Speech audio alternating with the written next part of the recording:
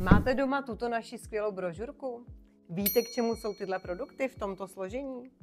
Jedná se o zásaditý půst. Nelekejte se, je to úplně skvělá forma půstu, která vás nějak nezatíží a naopak vás zbaví škodlivých usazenin, odlehčíte si střeva a zhubnete.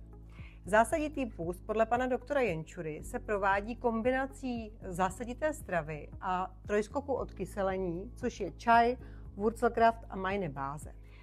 Zásaditý půst díky kombinaci s trojskokem odkyselení zabrání vzniku postních krizí.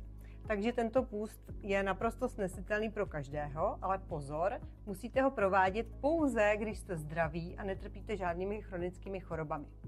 Můžete si stanovit, že ho budete dělat 6 dní, ale až 13 dní a výhodnou sadu právě k tomuto zásaditému půstu koupíte na našem e-shopu. Hezký den!